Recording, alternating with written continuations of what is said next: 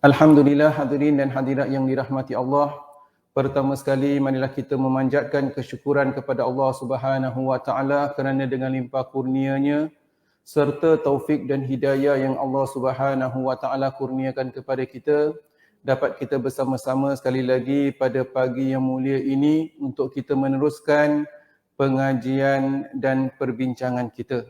Alhamdulillah. Hadirin dan hadirat yang dirahmati Allah, pada pertemuan kita yang lalu kita telah sampai di muka surat berapa ya? Muka surat 49. Jadi kita telah habis membincangkan dalam bab masjid, dalam bab solat ya. Jadi bab seterusnya adalah bab masjid, muka surat 49.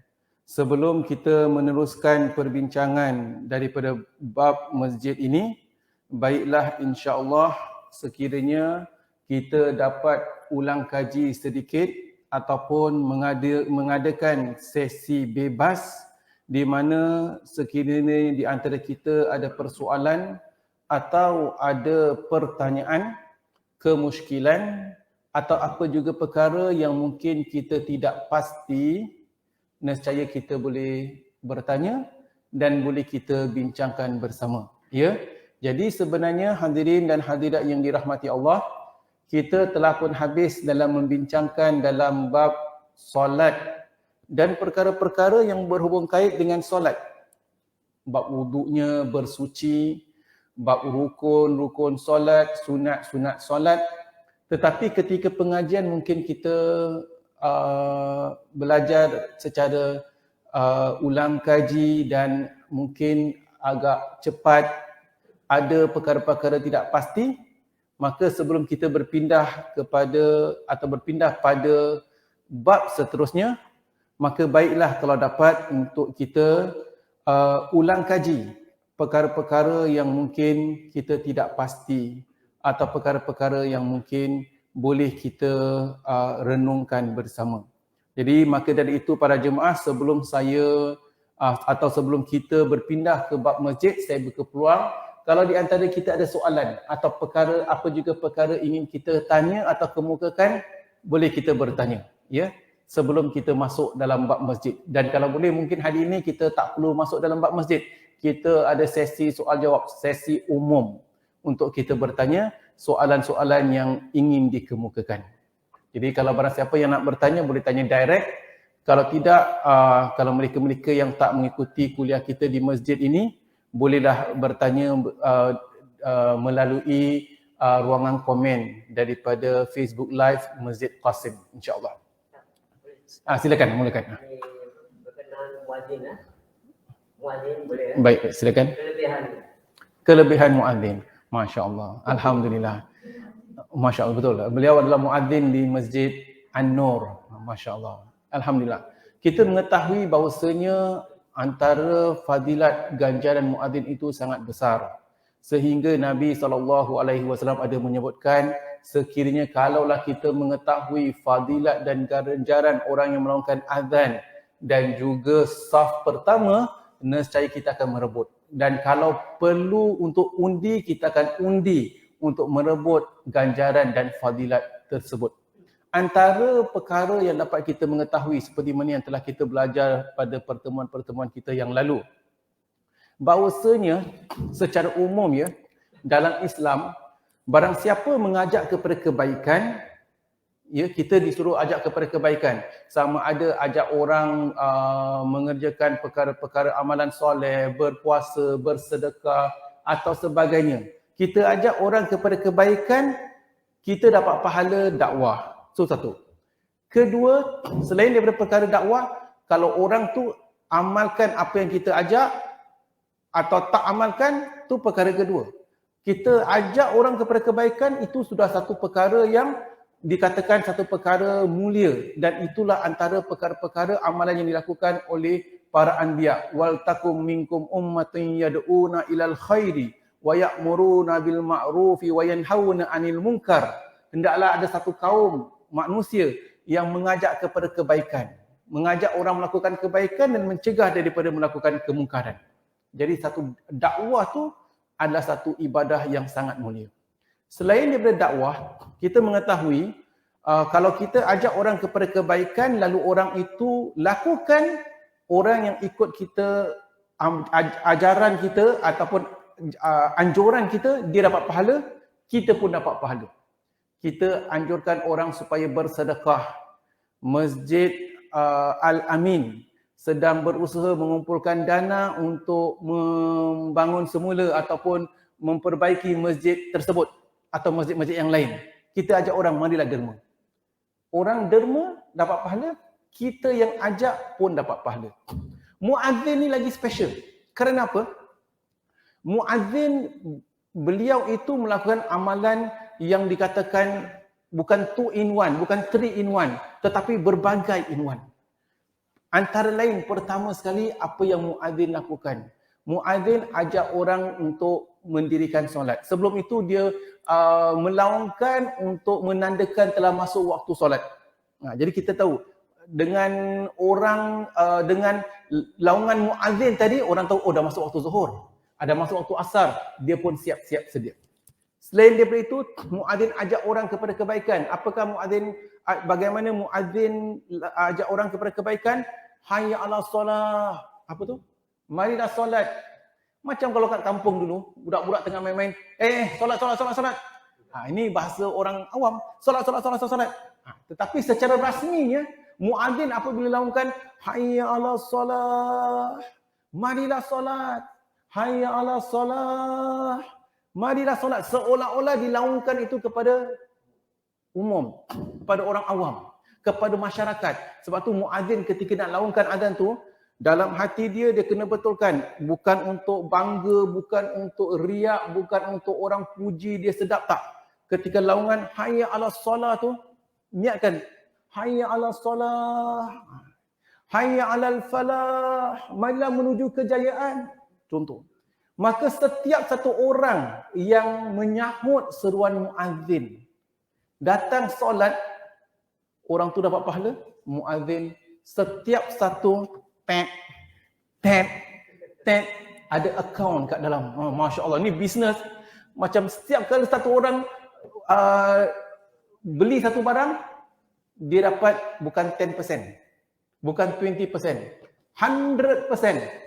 Orang tu kalau dia untung katakan $1,000, muazzin untung $1,000. Subhan, 100%.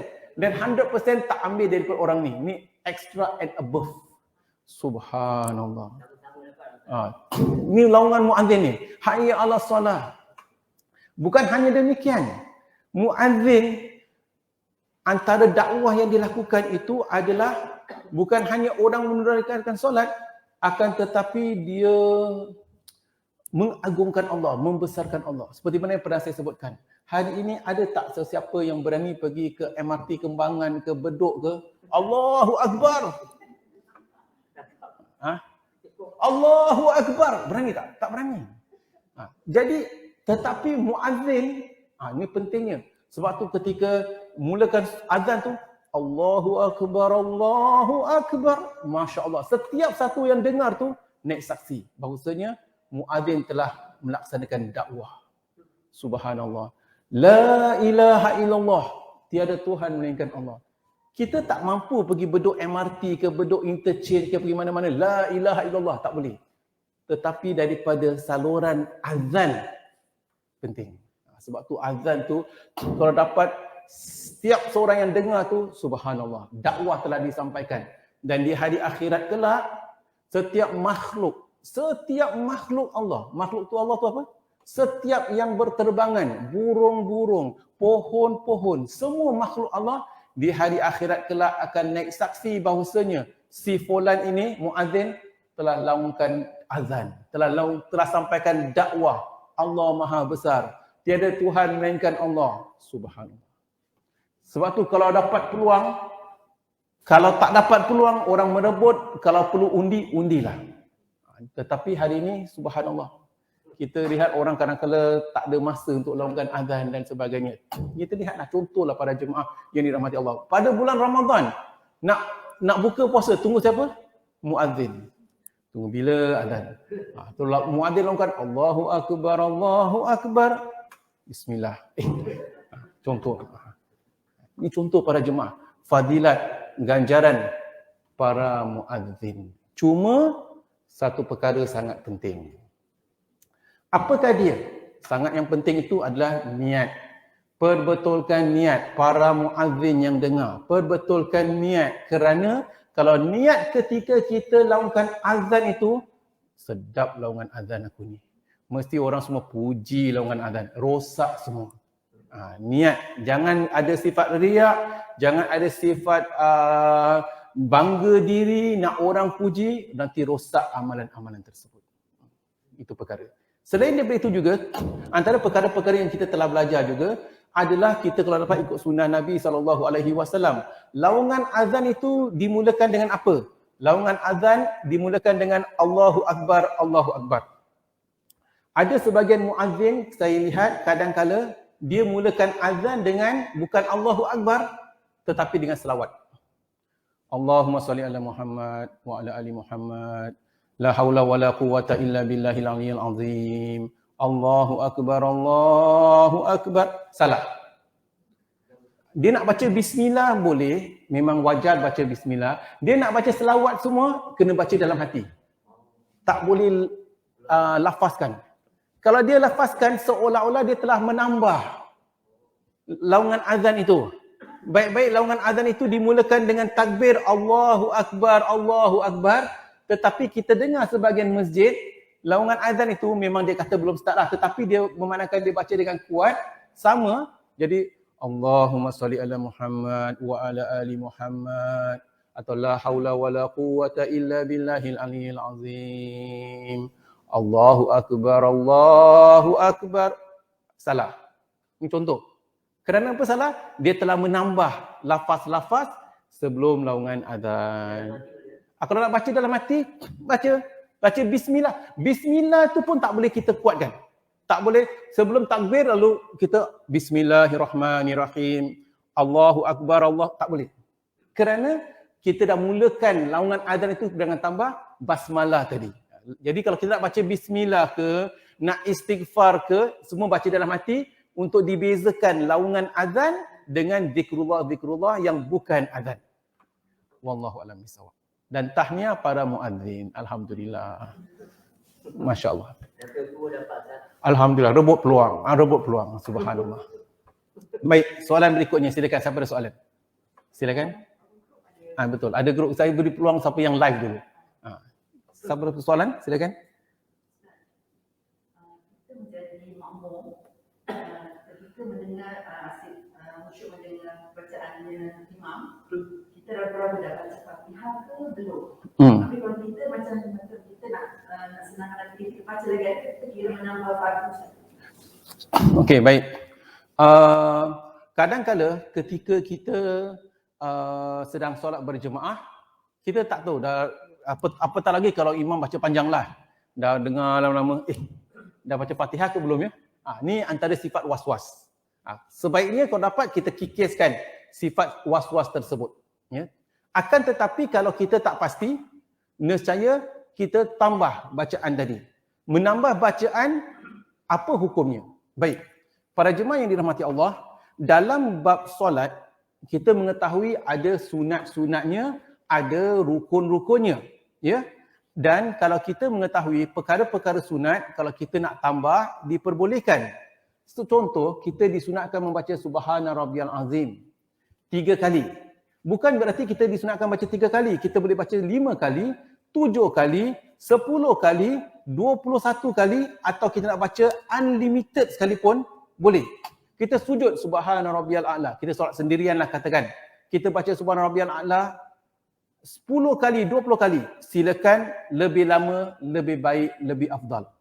Contoh. Bahkan sampai tak terkira kita sujud sekhusyuk-khusyuknya, diperbolehkan. Cuma persoalan, boleh tak kita menambah rukun? Baik. Menambah rukun kadang-kala boleh membatalkan solat. Kita kena lihat. Rukun yang kita tambah tu bagaimana?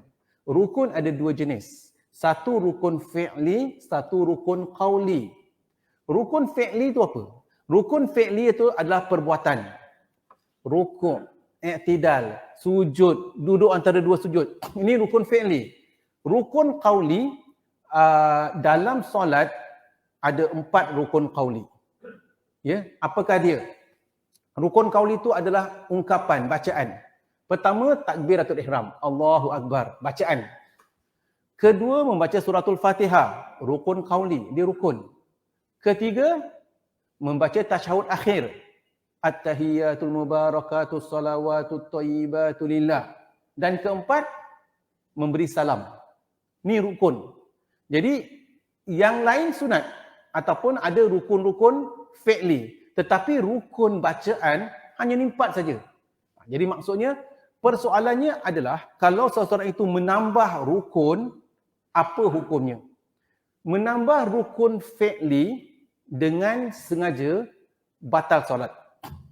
Katakan selepas dia tu membaca suratul Fatihah, kemudian baca surah, lalu dia rukuk, Allahu Akbar. Selepas rukuk, lepas tu i'tidal, sami Allahu liman hamidah. Lepas i'tidal sepatutnya sujud. Tetapi dia kata, tak best lah, aku baru rukuk sekali. Aku nak rukuk 2 kali. Dia rukuk lagi sekali, sengaja batal solat dia. Menambah rukun fi'li dengan sengaja. Menambah atau meninggalkan dengan sengaja. Lepas baca Fatihah, tak ada time nak rukuk-rukuk lah, terus sujud lah. Allahu Akbar. Batal solat dia. Meninggalkan atau menambah rukun fi'li dengan sengaja. Kecuali kalau tak sengaja, katakan terlupa. Kalau dia terlupa, dia dimaafkan. Dia terlupa. Lepas rukuk, kemudian sami Allahu liman hamidah. Rabbana walakal hamd, katakan. Lepas tu dia tak sengaja, dia terlupa. Dia ingatkan belum rukuk. Dia rukuk sekali lagi. Memandangkan dia rukuk sekali lagi, sengaja tak? Tak sengaja. Tak batal. Kalau dia tak sengaja, terlupa, tak batal. Menambahkan. Begitu juga kalau katakan dia sedang solat 4 rakaat, rakaat ketiga dia beri salam. Atau dia solat 4 rakaat, lepas 4 rakaat dia bangun pergi rakaat kelima. Sengaja ke tidak? Kalau sengaja, batal solat dia. Kalau tak sengaja, tak batal. Ya, rukun fi'li, perbuatan. Sujud sahwi perkara yang lain. Itu nanti kita boleh bincangkan. Kalau dia tinggalkan perkara sunat, boleh sujud sahwi. Rukun tak boleh sujud sahwi. Okey. Tetapi kalau katakan dia membaca suratul Fatihah ataupun menambah atau mengurangkan rukun qauli, macam kes yang disebutkan tadilah, dah sedang berdiri, lepas baca Fatihah tak pasti pula dah baca ke belum, maka dia baca sekali lagi. Kalau dia menambah rukun fi'li sedemikian, maka tidak membatalkan solatnya. Ya, bezakanlah antara rukun qauli, bacaan, atau rukun fi'li. Ada perbezaan antara keduanya. Secara umum, kalau rukun fi'li, rukun perbuatan, kita tak boleh menambah atau meninggalkan dengan sengaja. Kalau kita menambah atau meninggalkan dengan sengaja, maka batal solat kita. Habis Ustaz, kalau kita tak sengaja tak batal. Habis kalau tak sengaja tak batal, apa nak buat? Kalau tak sengaja tak batal, once kita teringat, kita kena perbetulkan. Contoh, seorang yang sedang solat 4 rakaat. Dia khayal, dia pergi Allahu Akbar, pergi rakaat kelima. Sengaja tak? Tak sengaja. Kalau sengaja dah batal. Memandangkan tak sengaja, tak batal. Tadi awak berdiri, tak sengaja, terlupa. Once sekarang dah ingat, awak berada rakaat kelima, tak boleh rukuk.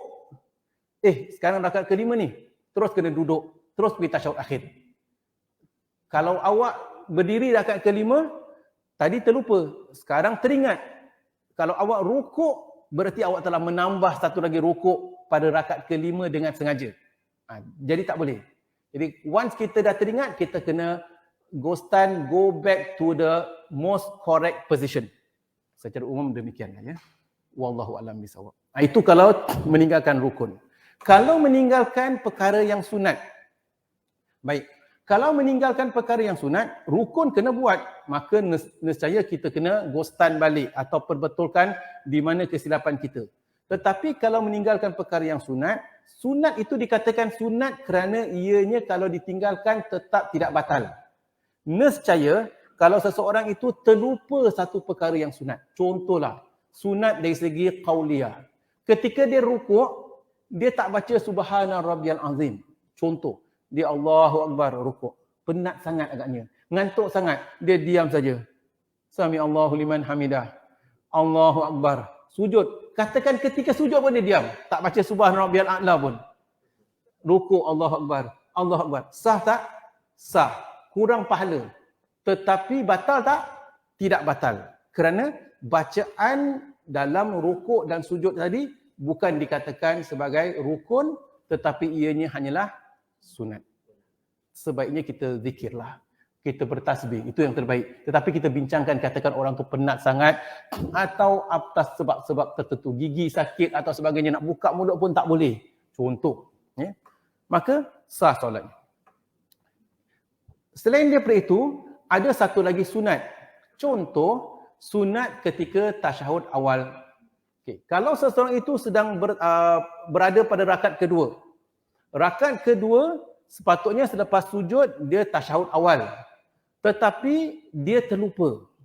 Dia pun berdiri. Allahu Akbar. Selepas berdiri, baru dia teringat. Tadi tahiyat awal aku tak buat. Aku ni pergi ke rakaat ketiga. Apa dia kena buat? Di sini kita lihat. Adakah dia kena ghostan? Aku dah pergi rakaat ketiga dah sekarang. Tasyahud awal rukun ke sunat?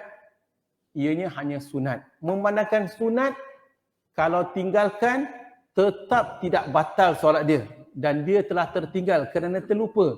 Tidak batal solat dia. Teruskan. Tak perlu ghostan.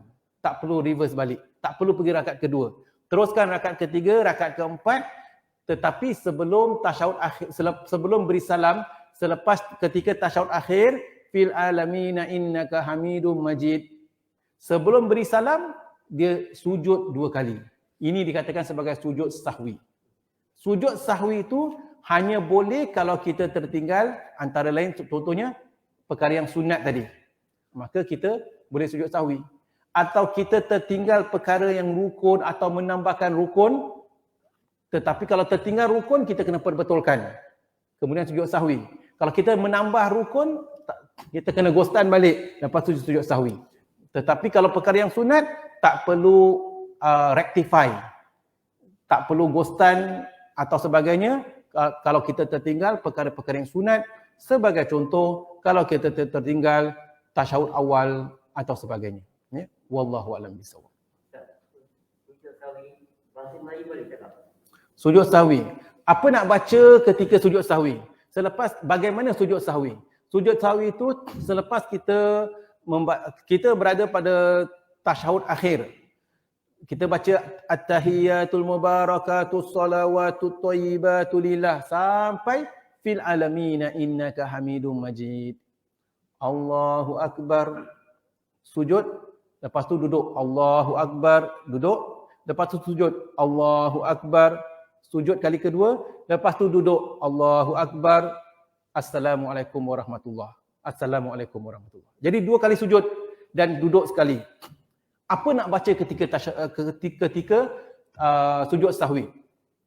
Sebagian ulama telah membawakan doa-doa secara ringkas. Sebagai contoh, kita baca Subhana man la yanamu wa la yashu. Bacaan dia apa? Subhana man la yanamu wa la yashu. Maksudnya apa? Subhana, maha suci Allah. Subhana man la yanamu. Maha suci dia yang tidak tidur wala yashu, dan tidak lupa, tidak lalai. Jadi kita doa demikian. Kalau kita tak tahu bacaan doa itu apa nak buat, kita boleh baca doa yang biasa ketika sujud. Subhana rabbiyal a'la, subhana rabbiyal a'la, subhana rabbiyal a'la. Memadai. Jangan baca Melayu lah, ya. Jadi kita boleh baca zikir ketika kita sujud seperti biasa, diperbolehkan. Wallahu a'lam bishawab. Ada soalan lain, silakan. Kalau ada soalan kita boleh bertanya, ya. Kalau Ustaz Imam, macam Ustaz cakap tadi, kalau terlebih katakan manfaat rakaat, dia terlebih dia bangun dia 5 kan. Sekarang saya mati bila kita sebut walau. Betul. Jadi soalannya adalah, kalau sekiranya imam terlebih rakaat, selepas rakaat keempat, imam berdiri pergi rakaat kelima. apa yang makmum kat belakang kena buat. Okey.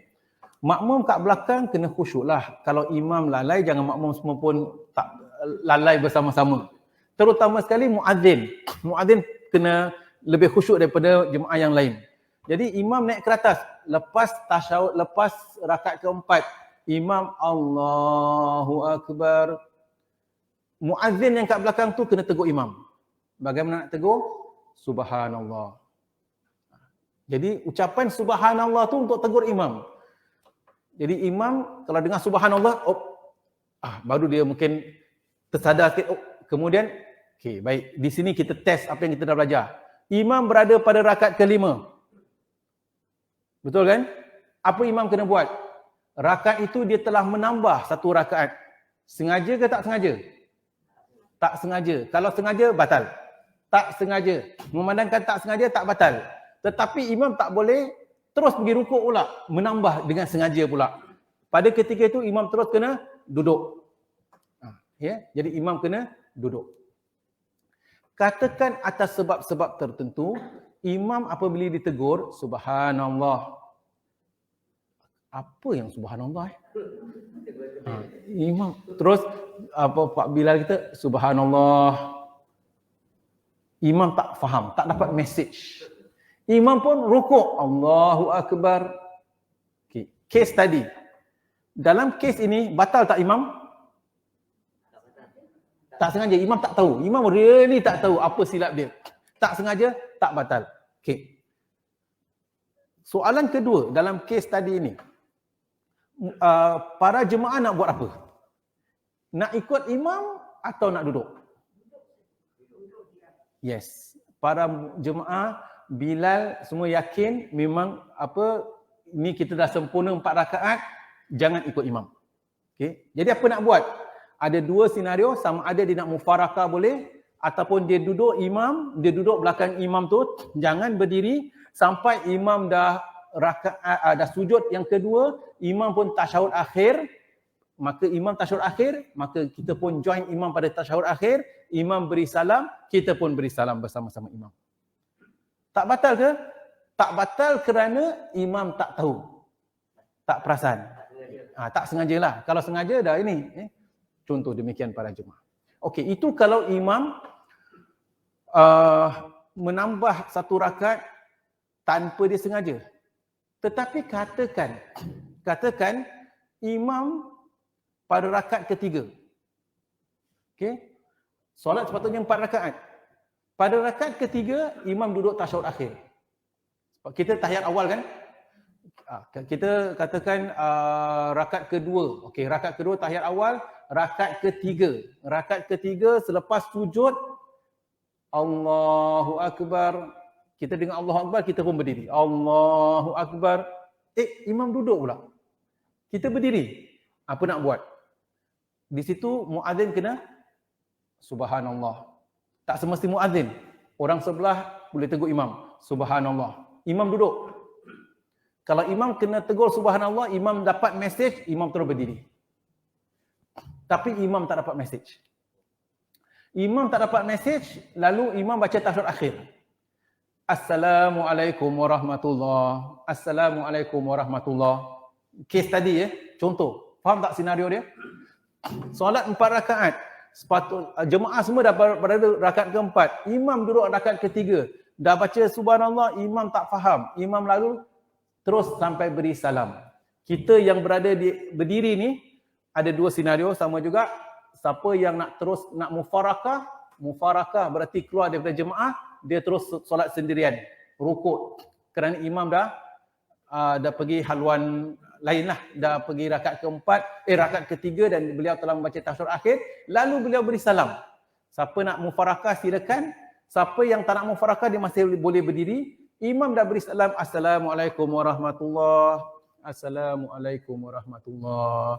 Astaghfirullahalazim. Ada jemaah belum? Baru perasan. Apa nak buat? Jadi imam pada ketika itu, apabila tengok jemaah semua berdiri, lebih yakin bahawasanya dia tersilap. Imam terus berdiri. Sempurnakan lagi satu rakaat yang dia tertinggal. Bagi jemaah yang kat belakang yang dah tunaikan ada mufarakah, solat sendirian. Bagi jemaah yang kat belakang masih lagi ingin mengikuti imam, apabila imam berdiri, maka dia pun ikut berdiri lalu solat bersama-sama belakang imam.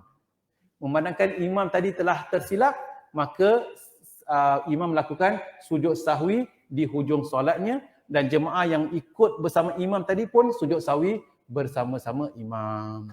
Wallahu a'lam bishawab. Silakan, siapa ada soalan yang lain?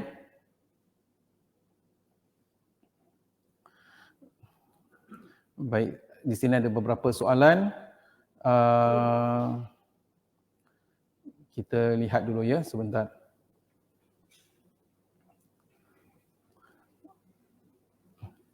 Okey, baik.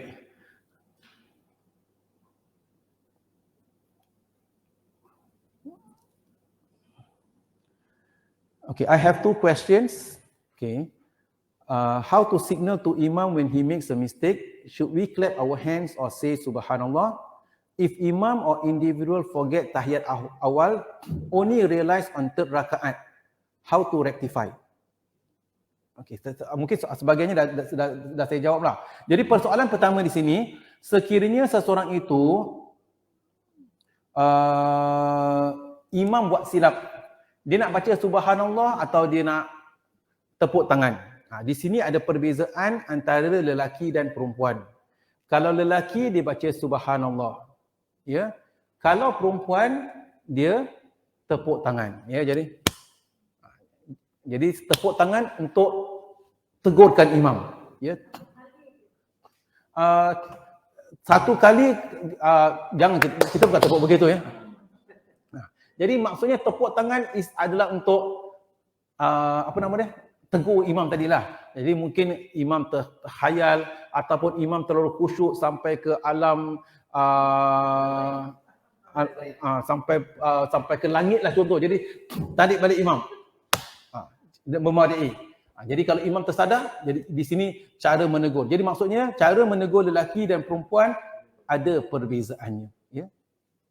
Dan apabila nak menegur tu, kita kena tengok juga konteks kita, ya. Jadi katakan lelaki baca Subhanallah, perempuan tepuk tangan, tetapi kita tengok kalau kita berada di masjid, makmum jemaah tu, jemaah perempuan ada kat tingkat 3 lah.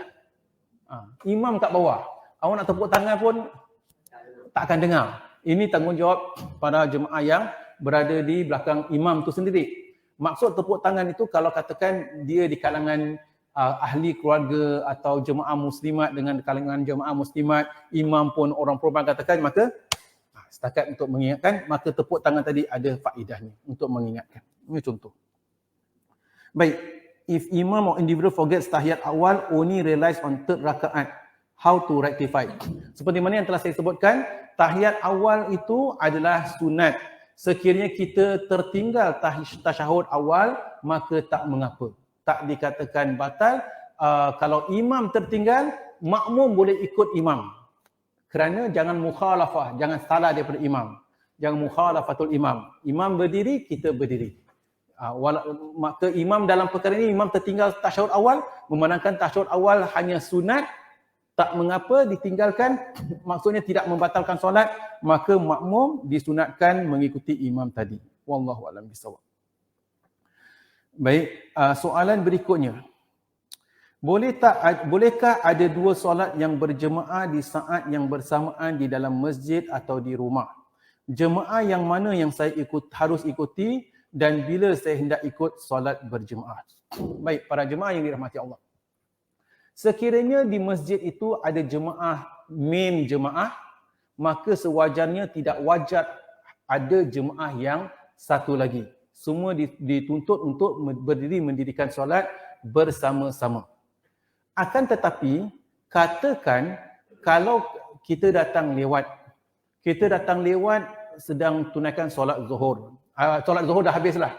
Jadi kita tengok kat sana ada buat jemaah. Jemaah yang datang lewat. Kalau kita datang, kita terus join jemaah tersebut, jangan buat jemaah yang kedua. Tetapi katakan kita datang, kebetulan ada satu jemaah sana, satu jemaah sini. Kita boleh ikuti mana juga jemaah yang kita datang lewat dan kita boleh makmum bersama mereka. Secara umum, untuk satu masa, sebaiknya dalam satu masjid, jangan ada lebih daripada 2 jemaah. Perkara ini pernah saya tegur ataupun saya pernah mengemukakan keprihatinan saya terutama sekali pada masa-masa sebelum COVID, terutama sekali ketika bulan Ramadan di mana selepas solat tarawih. Sebelum musim COVID, pada bulan Ramadan, selepas solat tarawih, berlaku satu perkara yang tak wajar berlaku. Di masjid-masjid kita akan ada 2 jemaah untuk mendirikan solat witir.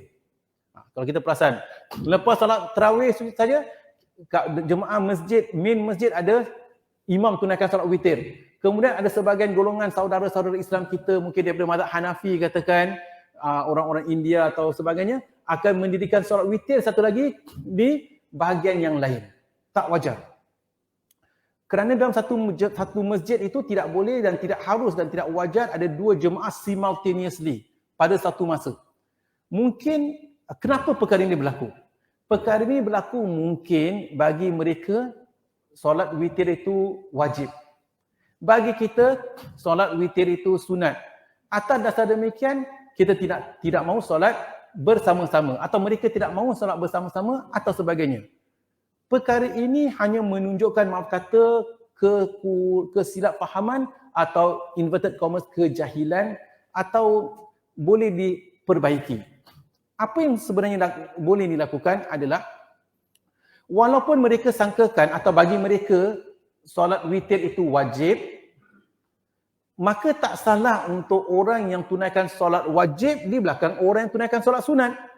Tak salah.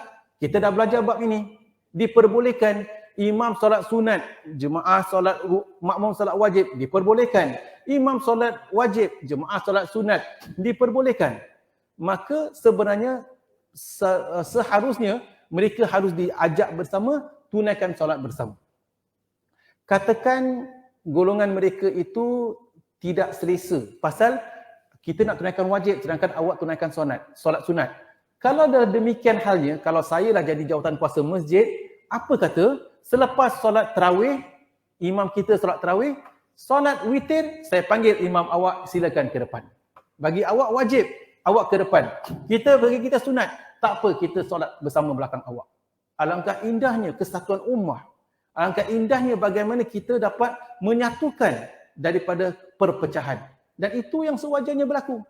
Ini contoh pada jemaah. Jadi perkara-perkara begini bagi mereka-mereka yang memikul tanggungjawab amanah di masjid-masjid atau di badan-badan Islam yang bertanggungjawab dalam masalah-masalah begini, mungkin perlu renungkanlah perkara-perkara sedemikian supaya tidak berlaku perpecahan di antara kita.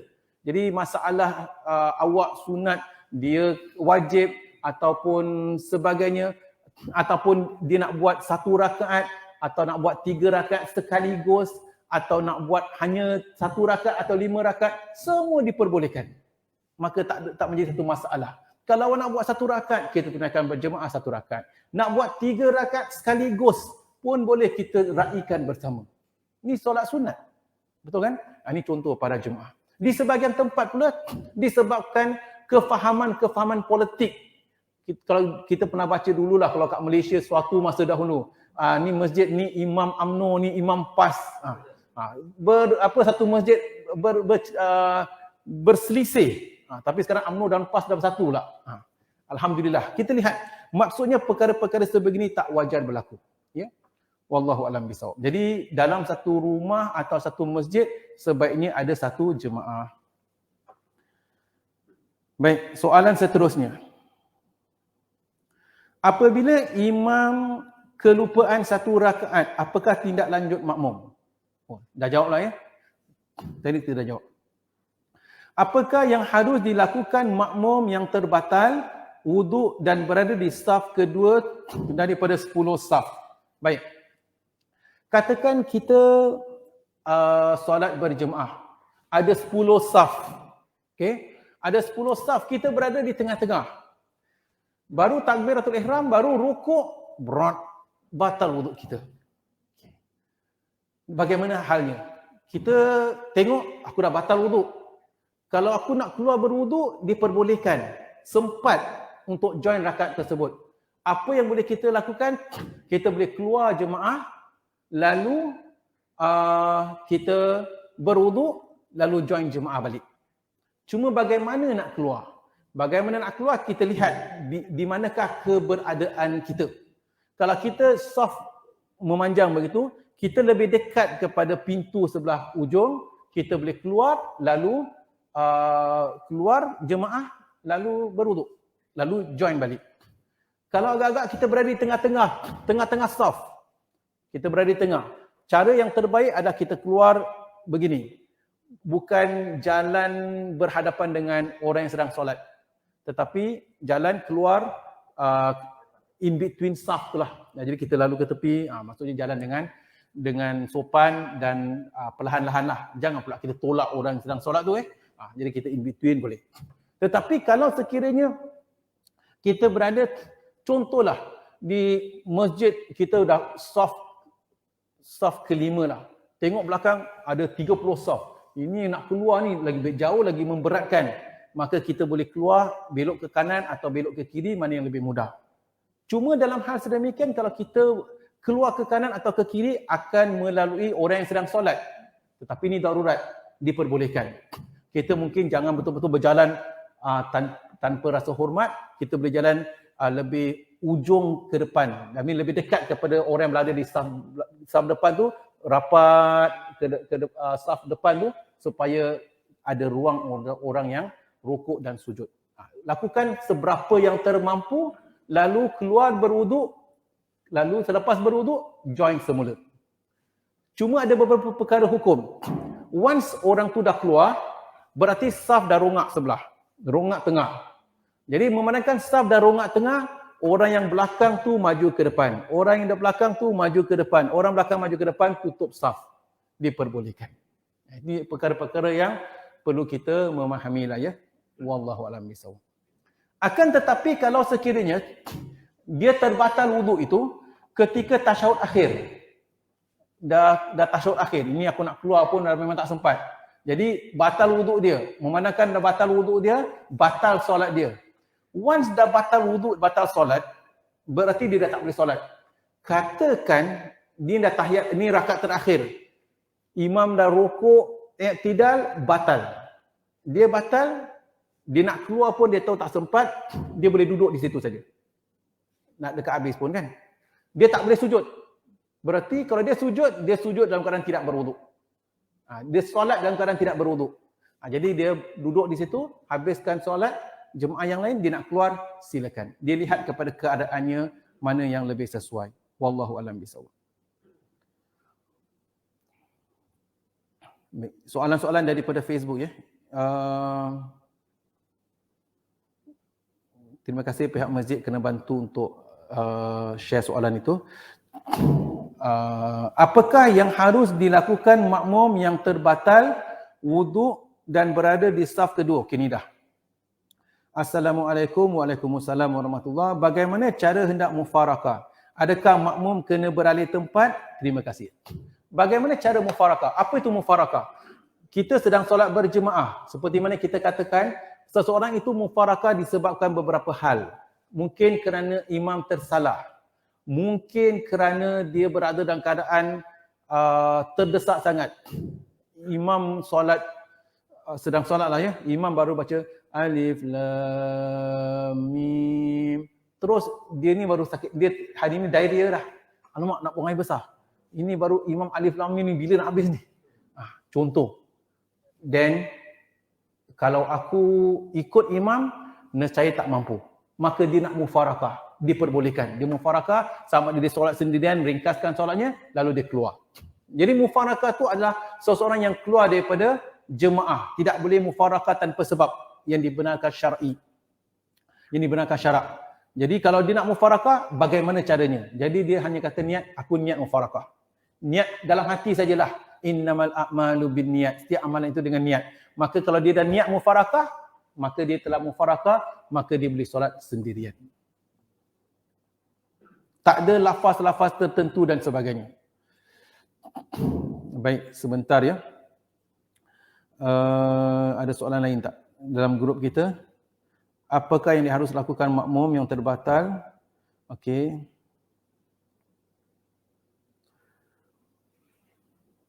Baik. Itu saja antara soalan-soalan yang ada dan dikemukakan. Sekiranya ada di antara kita soalan yang lain, silakan.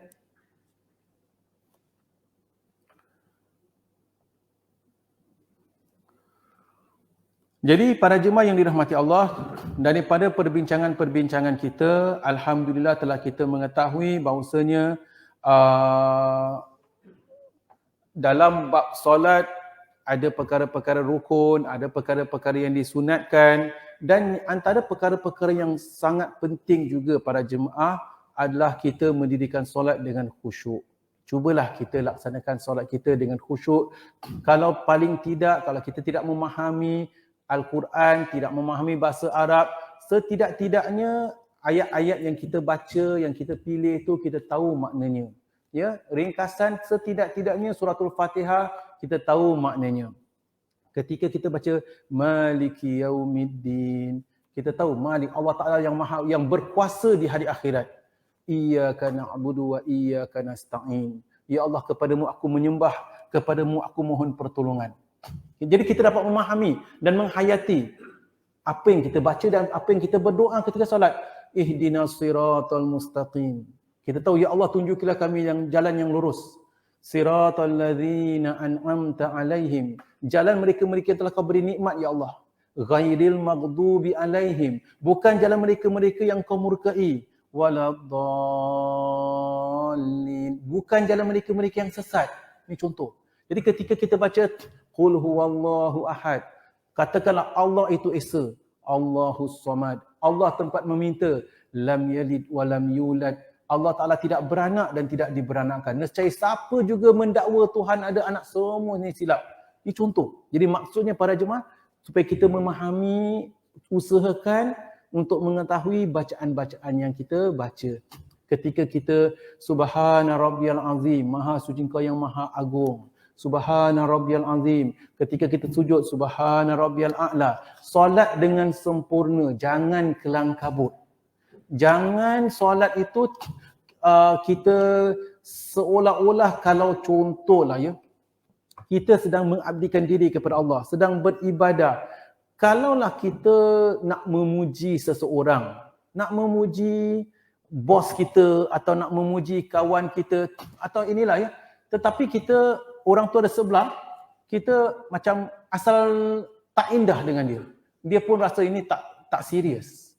Macam tak ambil kisah, tak boleh. Jadi kita cuba solat ni yang Rasulullah SAW sebutkan tentang ihsan, an ta'budallaha ka'annaka tarahu. Kamu menyembah Allah seolah-olah kamu nampak Allah.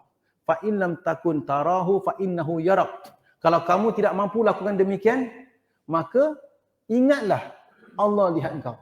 Jadi kita solat tu tahu bahawasanya Allah sedang melihat kita. Maka nescaya kita solat, sempurnakan rukuk kita, sempurnakan sujud kita. Jangan solat seperti apa yang Nabi ada sebutkan dalam hadis, di mana seseorang itu solat seolah-olah ayam mematuk padi. Ayam makan padi. Macam mana? Toing, toing, toing. Ayam makan padi. Ini sebagian orang-orang yang solat sedemikian yang mendapat celaan. Jangan. Jadi kita solat dengan khusyuk. Rukuk kita Allahu Akbar. Sami Allahu liman hamidah. Allahu Akbar. Sujud. Turun dengan sempurna. Bukan macam turun macam apa boleh bergegar. Jangan terus jump ourselves down. Bukan. Turun dengan sempurna. Rukuk, kemudian sujud semula, kemudian bangun daripada sujud. Biar maksudnya kita mengawal diri kita. Kita sedar pergerakan kita. Ini contoh para jemaah yang dirahmati Allah. Jadi selepas kemudian ketika kita solat, ketika sujud itu perbanyakkan doa ketika sujud. Kita boleh baca doa, apa juga doa yang kita tahu daripada Al-Quran, daripada hadis, bahkan boleh juga telah kita belajar, boleh juga kita baca doa dalam bahasa Melayu.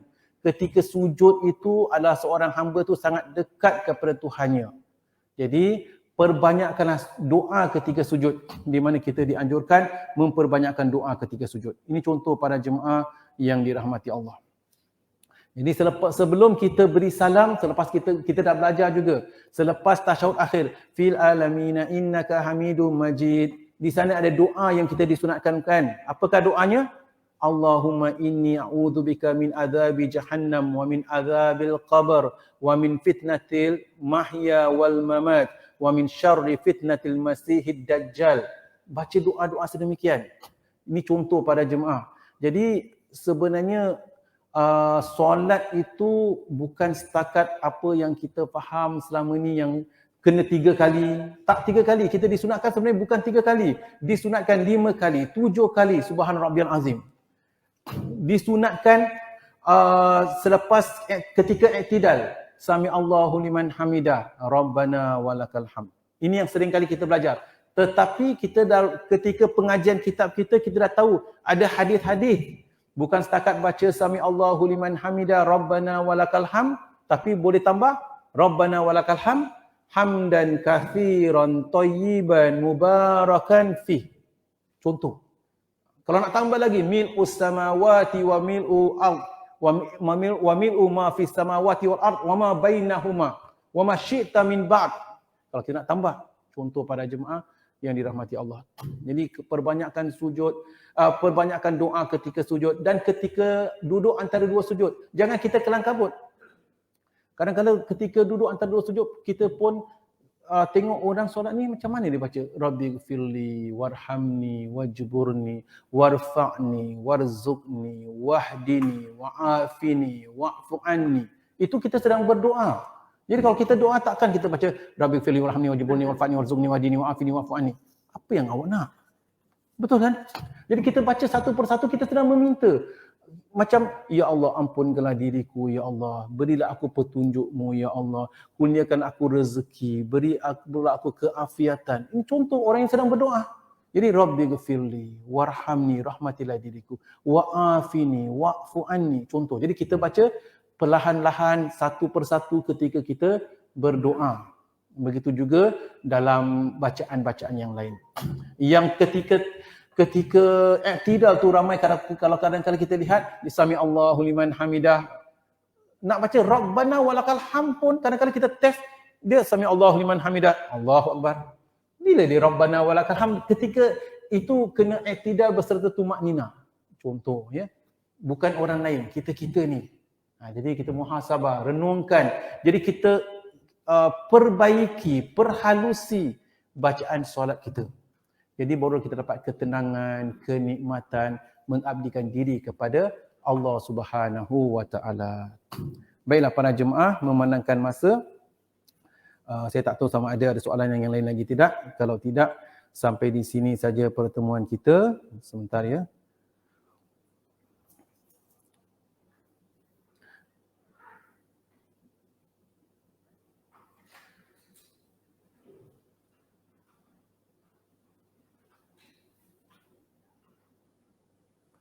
Baiklah, kalau tak ada apa-apa, sampai di sini saja pertemuan kita. Segala yang benar itu daripada Allah Subhanahu wa taala. Segala silap dan salah atas kelemahan saya sendiri. Pada minggu hadapan insya-Allah kita akan masuk pada bab yang baru, bab perihal masjid.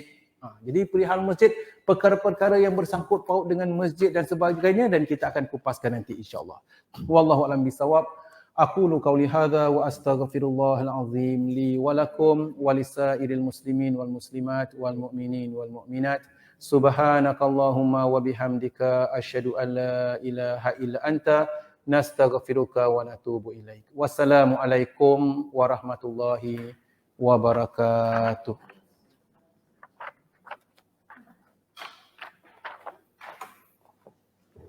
Oh